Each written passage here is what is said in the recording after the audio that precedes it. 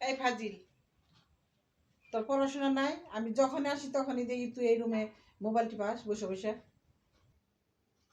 আম্মু আমি তো পড়া শেষ করে মোবাইল দেখতেছি, সমস্যা কি? এটারে পড়াশোনা কয়? হ্যাঁ, 10 মিনিট পড়লে 90 ঘন্টা তুই মোবাইল টিপাও।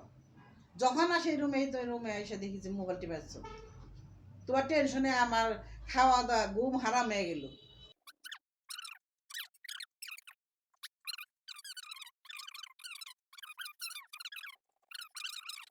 হ্যাঁ, আমি পাগল হয়ে গেলাম তোমার মোবাইল টিপার মতো শুনে।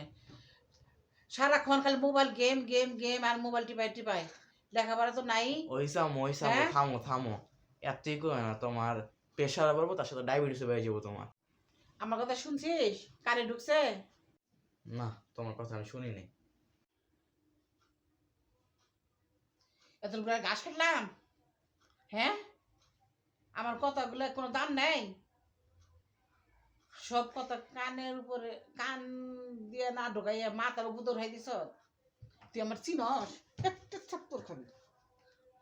আম্মু সরি, আমার পড়ুন না। পড়বা না, মোবাইল ধরবা না? হ্যাঁ, মোবাইল ধরতে নিষেধ করছি, আর পড়তে নিষেধ করছি। একটা ভুল বলছি, দুইবার মন লাগে। আর আমার